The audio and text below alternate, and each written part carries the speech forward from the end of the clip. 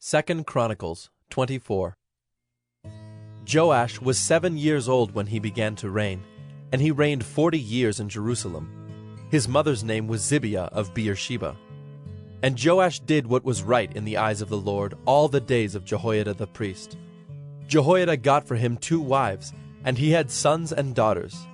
After this, Joash decided to restore the house of the Lord. And he gathered the priests and the Levites, and said to them, "Go out to the cities of Judah and gather from all Israel money to repair the house of your God from year to year, and see that you act quickly." But the Levites did not act quickly. So the king summoned Jehoiada the chief, and said to him, "Why have you not required the Levites to bring in from Judah and Jerusalem the tax levied by Moses, the servant of the Lord, and the congregation of Israel for the tent of testimony?" For the sons of Athaliah, that wicked woman, had broken into the house of God, and had also used all the dedicated things of the house of the Lord for the Baals.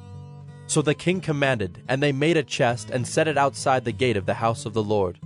And proclamation was made throughout Judah and Jerusalem to bring in for the Lord the tax that Moses, the servant of God, laid on Israel in the wilderness. And all the princes and all the people rejoiced and brought their tax and dropped it into the chest until they had finished. And whenever the chest was brought to the king's officers by the Levites, when they saw that there was much money in it, the king's secretary and the officer of the chief priest would come and empty the chest and take it and return it to its place. Thus they did day after day, and collected money in abundance. And the king and Jehoiada gave it to those who had charge of the work of the house of the Lord. And they hired masons and carpenters to restore the house of the Lord, and also workers in iron and bronze to repair the house of the Lord. So those who were engaged in the work labored, and the repairing went forward in their hands, and they restored the house of God to its proper condition and strengthened it.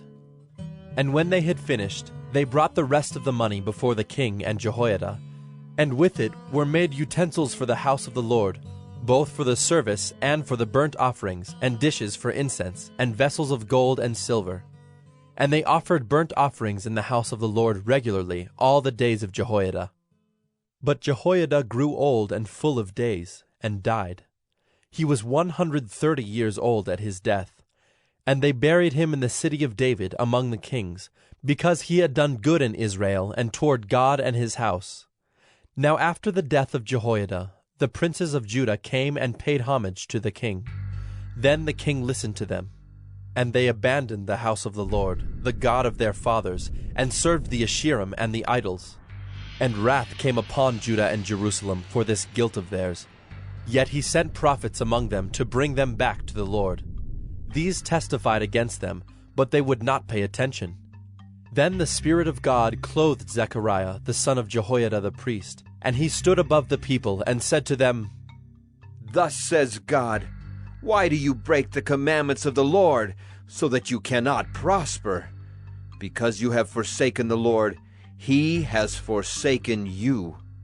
But they conspired against him, and by command of the king they stoned him with stones in the court of the house of the Lord.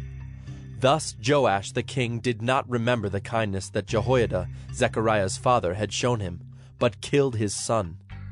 And when he was dying, he said, "May the Lord see and avenge." At the end of the year, the army of the Syrians came up against Joash. They came to Judah and Jerusalem and destroyed all the princes of the people from among the people, and sent all their spoil to the king of Damascus.